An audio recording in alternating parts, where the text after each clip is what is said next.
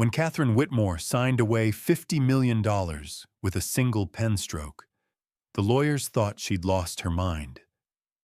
But what they didn't know was that 3 months earlier, a man with calloused hands and empty pockets had walked into Miller's diner and changed everything she thought she knew about wealth. If you enjoy stories about choosing love over money, feel free to subscribe. It really helps the channel. By the way, let me know in the comments. Where are you listening from? None of them knew that a faded photograph tucked inside an old work jacket would soon reveal a truth that would shake the very foundation of the Whitmore family legacy. Catherine sat in the mahogany-paneled library of the Whitmore estate, her fingers trembling as she turned the pages of the inheritance documents. $50 million. The number seemed to dance before her eyes, mocking her with its impossibility. Outside the tall windows, the manicured gardens of Magnolia Springs stretched endlessly, a testament to 3 generations of Whitmore wealth and influence. Her grandmother, Eleanor, emerged from behind the leather-bound volumes, her silver hair perfectly coiffed despite the early hour. "You've kept me waiting long enough, Catherine." Eleanor's voice cut through the morning silence like a blade. "These papers should have been signed months ago." Catherine looked up from the documents, her green eyes reflecting a weariness that seemed far beyond her 28 years. "Grandmother, I've been reading the conditions. There are clauses here I've never seen before." Eleanor's smile was as cold as winter frost. "Of course there are conditions, dear. Wealth comes with responsibilities." Catherine's finger traced a particular paragraph, her voice barely a whisper. "It says here that I must marry within the approved social circle and produce an heir within 5 years. This isn't an inheritance. It's a contract for my life." The silence that followed was deafening. Eleanor's eyes hardened to steel. "Your parents died in that car accident because they tried to defy this family's traditions. Don't make the same mistake." The weight of her grandmother's words drove Catherine from the suffocating mansion into the streets of downtown Magnolia Springs, a part of town she'd rarely visited. Miller's Diner sat on the corner of Main and Oak, its neon sign flickering weakly in the afternoon sun. Catherine pushed through the glass door, the small bell announcing her arrival to the handful of customers scattered throughout the red vinyl booths. At the counter, a man sat hunched over a cup of coffee, his broad shoulders filling out a worn flannel shirt. James Morrison counted the bills in his wallet for the 3rd time. $2.37. Enough for one more cup of coffee if he was careful. The construction layoffs had hit everyone hard, but Jake had been among the first to go. He'd been nursing the same cup for an hour, watching the steam rise and dissipate like his hopes for finding work. When the bell chimed, he glanced up reflexively and found himself staring into the most beautiful green eyes he'd ever seen. Catherine approached the counter, her designer clothes looking out of place in the humble diner. She reached for the sugar dispenser, her nervous hands causing it to tip and scatter white granules across the red formica surface. Without thinking, Jake was on his feet, helping her clean up the mess. Their hands touched briefly as they both reached for the same napkin, and Catherine felt a jolt of electricity she'd never experienced in all her carefully orchestrated social interactions. "I'm sorry," she murmured, her cheeks flushing pink. "I'm usually not this clumsy." Jake's smile was warm and genuine. "No harm done. I'm Jake Morrison." She hesitated for just a moment before extending her hand. "Kate. Kate Miller." Rita Miller, the diner's owner, watched the exchange from behind the coffee pot, her experienced eyes taking in every detail. She'd seen plenty of romances bloom in her establishment, but something about this pair seemed different, special even. Jake mentioned he was looking for work, and Catherine found herself saying, "Maybe I can help," not realizing that her carefully constructed lie was about to unravel in the most spectacular way possible. 3 days later, Catherine and Jake walked along the Tennessee River, the late afternoon sun casting long shadows through the old oak trees. Catherine had never felt so free, so authentically herself. Away from the expectations and judgments of her social circle, she could simply be Kate Miller, a woman discovering what it meant to connect with another human being without pretense or calculation. Jake talked about his dreams of building custom furniture, his hands gesturing animatedly as he described the grain of different woods and the satisfaction of creating something beautiful and lasting. Catherine found herself sharing feelings she'd never voiced before, the suffocating weight of expectations, the loneliness of a life lived according to other people's rules. "You know," Jake said, picking up a smooth river stone and skipping it across the water, "I saw you getting out of that expensive car earlier. Are you in some kind of trouble, Kate?" Catherine's heart stopped. She'd been so careful, parking the Mercedes several blocks away, but Jake's observant eyes had caught her anyway.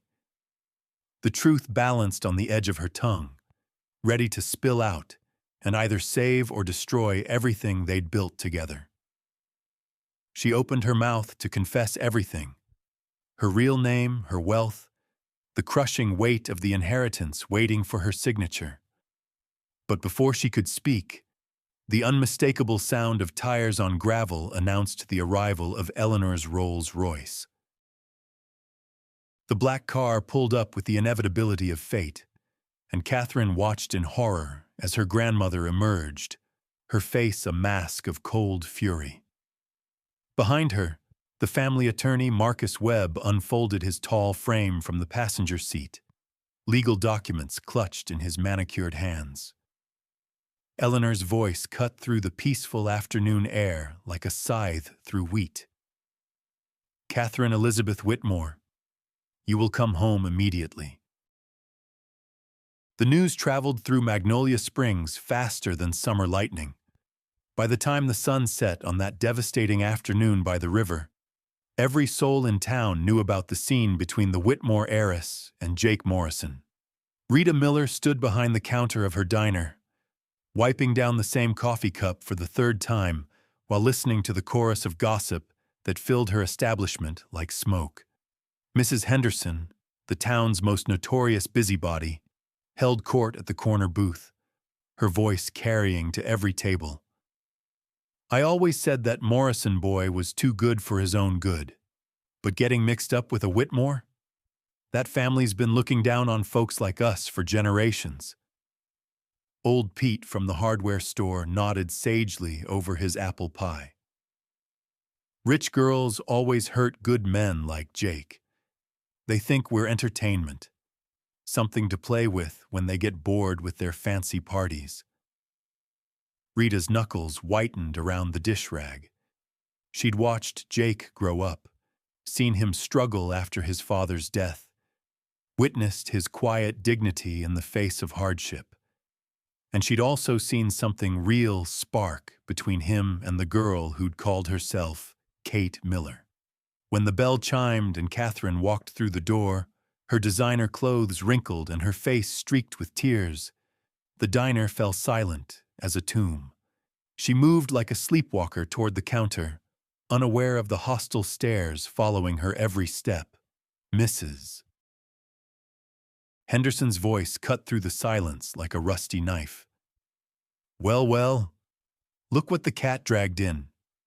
Just another spoiled rich girl slumming with the working class for entertainment." The words hit Catherine like physical blows, each syllable designed to wound and humiliate. She stood frozen in the center of the diner, feeling the weight of their judgment pressing down on her shoulders. Rita finally broke the cruel spell, moving around the counter to place a protective arm around Catherine's trembling shoulders. "That's enough. Rita said, her voice carrying the authority of someone who'd been serving this community for 30 years. We don't know the whole story. Mrs. Henderson sniffed disdainfully. We know enough. Poor Jake Morrison, thinking he'd found himself a nice girl, only to discover she's been lying to him from the start. As Catherine fled toward the door, Rita followed her outside, catching her by the arm in the parking lot. Honey, listen to me, Rita said gently. Jake hasn't cashed that check yet. It's still sitting on his kitchen table. Mrs. Patterson saw it when she brought him soup this morning. That boy's hurting, but he's not done with you yet. The narrow staircase leading to Jake's apartment above Murphy's hardware store creaked with each step Catherine climbed. Her heart pounded so hard, she was certain the entire building could hear it. At the top, she paused before the worn wooden door, gathering courage she didn't know she possessed. Jake answered her knock wearing the same flannel shirt from the diner, but his eyes held a coldness she'd never seen before. What do you want, Catherine? Or should I call you Miss Whitmore? The formal distance in his voice cut deeper than any insult. Catherine lifted her chin, meeting his gaze despite the tears threatening to spill. I want to explain. I want to tell you the truth about everything. Jake stepped aside reluctantly, allowing her into the modest space he called home. The apartment was small but meticulously clean, filled with examples of his woodworking craftsmanship. A hand-carved chess set sat on the kitchen table next to Eleanor's check, the paper seeming to mock them both with its presence. I lied about my name, Catherine began, her voice barely above a whisper. But I never lied about my feelings. Everything I told you about feeling trapped, about wanting something real, that was all true. Jake turned away, staring out the small window that overlooked Main Street. You made me feel like a fool, Catherine. Do you have any idea what it's like to discover that someone you're falling for has been playing a role this whole time? The pain in his voice nearly broke her resolve, but Catherine pressed on. I wasn't playing a role. For the first time in my life, I was being myself. With you, I could forget about the expectations, the money, the suffocating weight of being a Whitmore. Slowly, Jake turned back to face her, and for a moment, Catherine saw a flicker of the warmth she'd fallen in love with. I want to believe you, he said softly. God help me. I want to believe you. Catherine stepped closer, hope blooming in her chest, like a flower seeking sunlight. Then believe me. We can figure this out together. The money doesn't have to matter. Jake's hand reached toward hers, and for one precious moment, it seemed like forgiveness was possible. But fate had other plans. Heavy footsteps echoed up the staircase, followed by an authoritative knock that shattered the fragile peace between them. Marcus Webb stood in the doorway when Jake opened it, his expensive suit a stark contrast to the humble surroundings. Miss Whitmore, he said formally, I have papers that require your immediate attention. Marcus stepped into the apartment without invitation, spreading legal documents across Jake's handmade coffee table. Your grandmother has decided that your recent behavior constitutes a breach of family trust. Your accounts have been frozen, and you have exactly 48 hours to sign these inheritance papers and agree to marry Theodore Ashford III, or you will lose everything forever. The words hung in the air like a death sentence. Catherine stared at the papers, seeing not just her financial future, but the end of any chance for a normal life. Jake stood frozen, finally understanding the true scope of the forces arrayed against them. Furthermore, Marcus continued with clinical detachment, Any continued association with unsuitable persons will result in complete disinheritance and removal from all family properties. Catherine's world crumbled around her as she realized that loving Jake meant not just giving up her inheritance, but potentially destroying his life as well.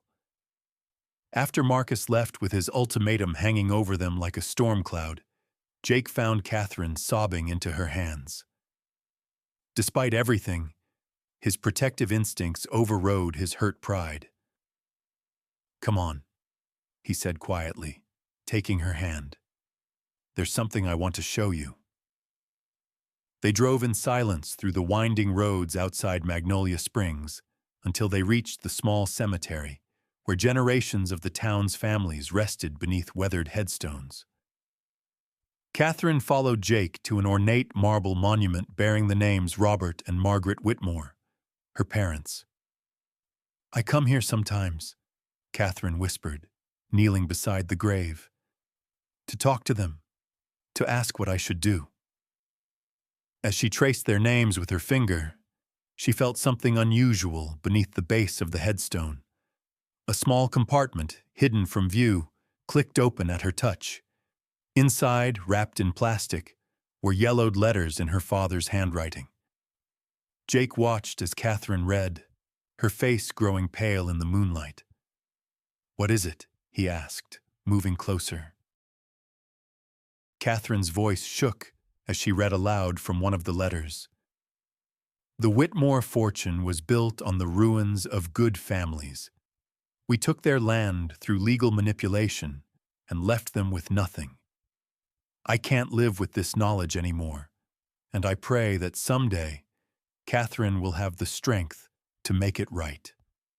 The letters detailed decades of Whitmore Industries' ruthless business practices, including the systematic acquisition of family farms through foreclosure manipulation and legal loopholes.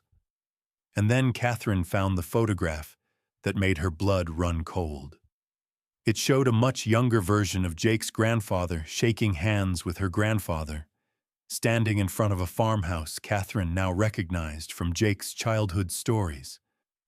"My God," Catherine breathed, showing Jake the photograph. "This is your family's farm, isn't it?" Jake's face went ashen as he stared at the image. The pieces of a puzzle he'd never fully understood suddenly clicked into place. His grandfather's bitterness, his father's early death from stress and overwork, his family's endless financial struggles, it all traced back to the day they'd lost their land to Whitmore Industries 30 years ago. Jake drove them to the small farmhouse on the outskirts of town where he'd grown up, his hands gripping the steering wheel so tightly his knuckles had turned white. The house looked smaller than Catherine remembered from his stories, its paint peeling and porch sagging under the weight of decades of deferred maintenance. Martha Morrison answered their knock with flour-dusted hands and a warm smile that died the moment she saw Catherine.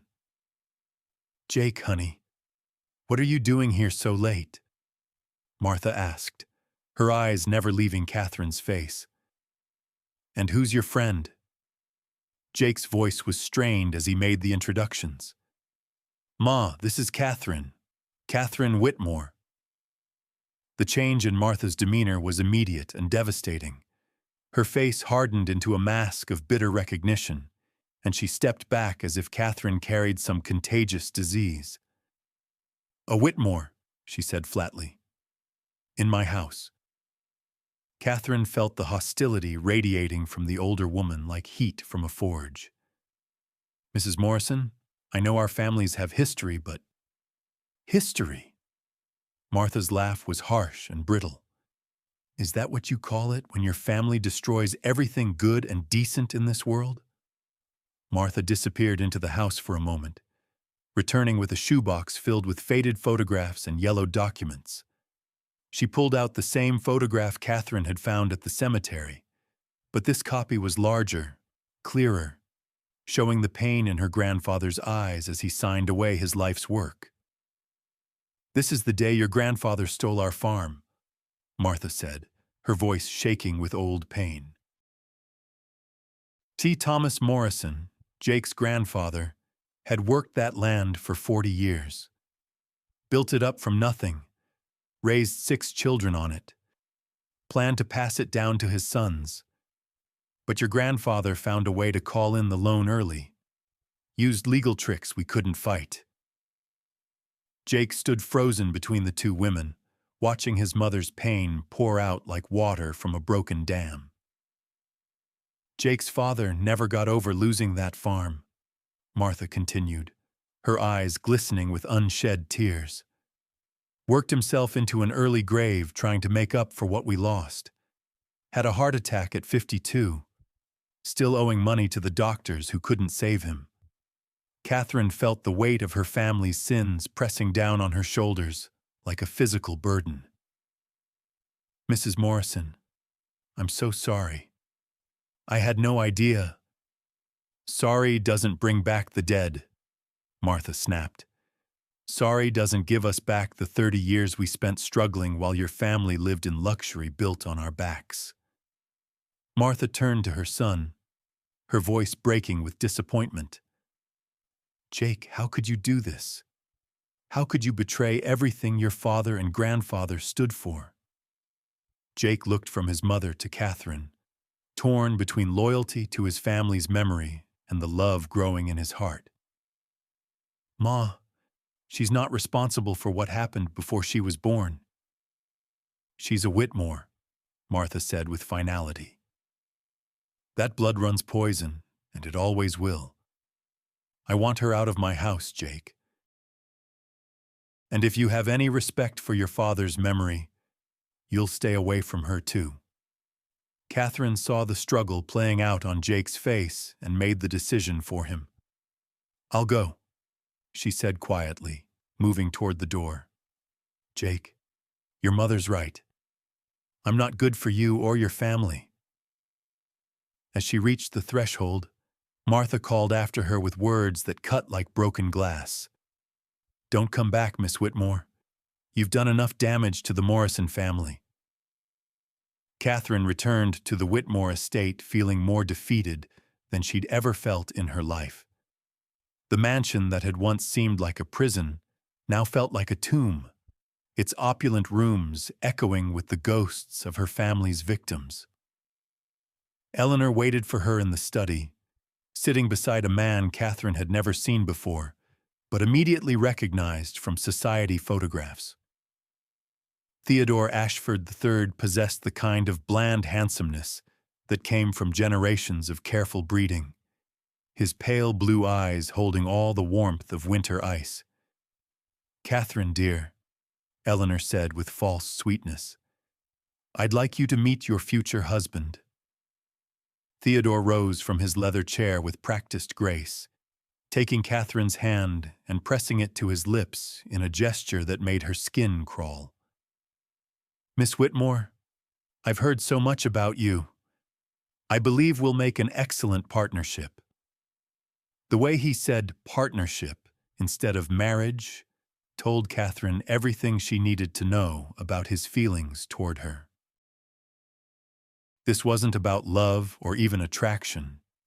It was about merging two fortunes and maintaining the social order that had kept families like the Whitmores in power for generations. Eleanor spread the inheritance papers across her mahogany desk like a general planning a battle. Everything is prepared, Catherine. Sign these documents, marry Theodore within the month, and secure your rightful place in society. Continue this foolish rebellion and lose everything. Catherine stared at the papers, seeing not just her signature line, but the future Eleanor had planned for her. A life of charity galas and empty conversations, of producing heirs to carry on the Whitmore name while her soul withered away inside a gilded cage. There's another option, Catherine said slowly, remembering a clause she'd noticed earlier. I could donate the entire inheritance to charity. The money would be gone, but it wouldn't revert to you. Eleanor's laugh was as cold as Arctic wind. Oh, my dear child, you still don't understand how the world works. If you donate that money or refuse to marry Theodore, I'll make sure your carpenter friend never works in Tennessee again. I've already started making calls to construction companies and lumber yards across 3 states. The threat hit Catherine like a physical blow. Eleanor continued with clinical precision. Jake Morrison will never find honest work again, and his sick mother will lose her house when she can't make the payments. Is your pride really worth destroying what's left of his family? Catherine sank into a chair, finally understanding the true scope of her grandmother's power and ruthlessness. Eleanor had orchestrated everything from the beginning: the meeting with Jake, their discovery of the family connection, even Martha's rejection. It had all been calculated to bring Catherine to this moment of complete surrender. You have until tomorrow morning to decide, Eleanor said, gathering the papers. Sign these documents and marry Theodore, or watch Jake Morrison and his mother lose everything they have left. Catherine climbed the grand staircase to her childhood bedroom, each step feeling heavier than the last. The room that had once been her sanctuary now felt like a prison cell decorated in silk and gold. Family portraits lined the walls, generations of Whitmores staring down at her with expressions of cold superiority, their eyes seeming to judge her weakness, her failure to maintain the family legacy. She sat at her antique writing desk, the same one where she'd done homework as a child, and began drafting a letter to Jake. The words came slowly at first, then poured out like water through a broken dam. She wrote about her realization that true wealth wasn't measured in dollars but in authentic connections, in the feeling of being genuinely known and accepted. She wrote about her willingness to give up everything: the inheritance, the mansion, the family name, if it meant a chance at real happiness. As she sealed the letter, a soft tapping at her window made her look up. There, perched on the thick branch of the old oak tree that had grown beside her window for 50 years, was Jake Morrison. His flannel shirt was torn from climbing, his face streaked with dirt and determination. Catherine rushed to open the window, her heart pounding with disbelief and hope. "Jake, what are you doing here?" she whispered, afraid that speaking too loudly might break the spell. Jake climbed through the window, with the easy grace of someone who'd spent his life working with his hands. I couldn't stop thinking about what you said, about not being responsible for your ancestors' actions. He reached into his pocket and pulled out Eleanor's check, now torn into tiny pieces. I never wanted your family's money, Catherine. I never wanted anything from the Whitmores except you. Catherine felt tears streaming down her face as Jake cupped her cheeks in his calloused hands. But your mother, your family's history with mine. My mother's pain is real, Jake said softly. But it's not yours to carry. You didn't take our farm. You didn't cause my father's death. And I'll be damned if I let old wounds keep me from the best thing that's ever happened to me.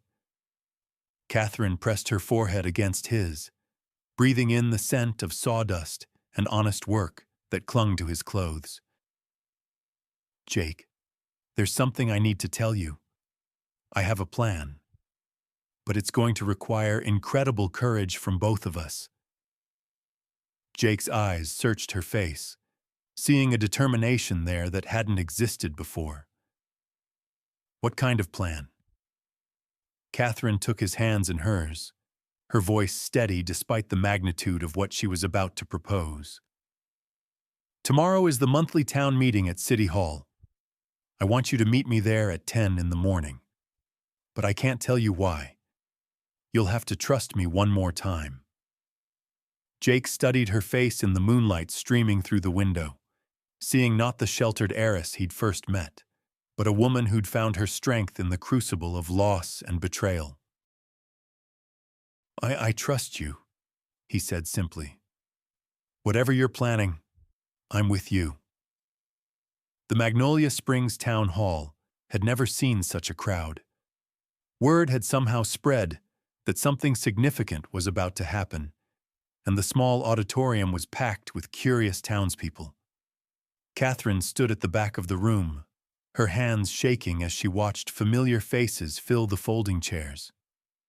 Mrs. Henderson sat in the front row, her sharp eyes missing nothing.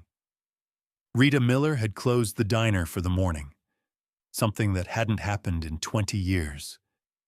Even Martha Morrison was there, her face a mask of confusion and concern.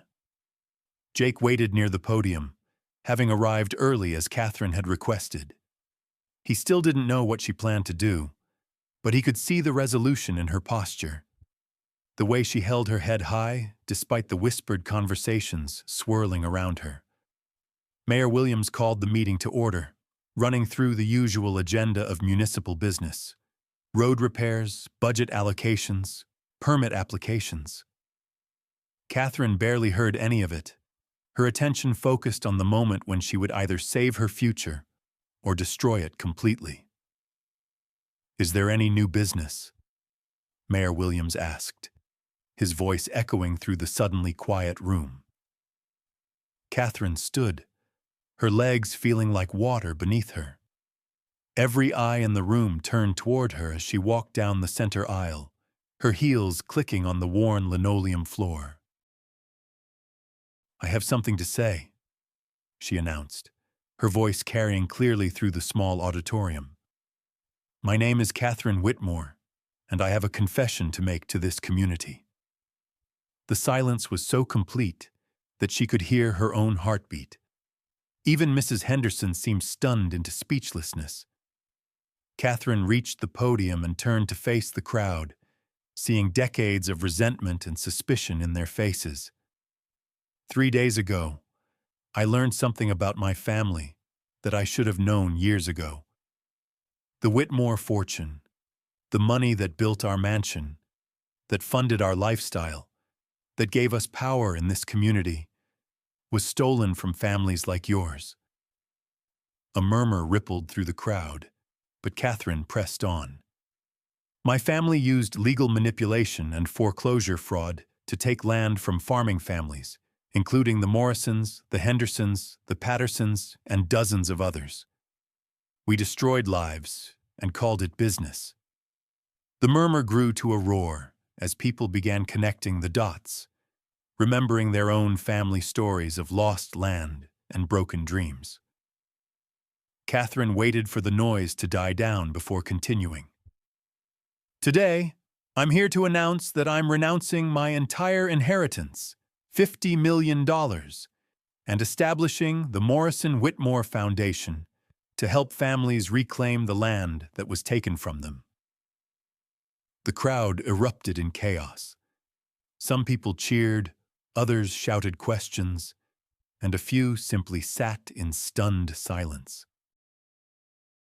Through it all, Catherine kept her eyes on Jake, drawing strength from his steady gaze. The back doors of the auditorium burst open with a sound like thunder. Eleanor Whitmore stormed in, her face twisted with rage, followed closely by Marcus Webb and 2 men in expensive suits that Catherine didn't recognize. "This meeting is over," Eleanor announced in a voice that had silenced boardrooms and charity committees for decades. "My granddaughter is not competent to make these decisions."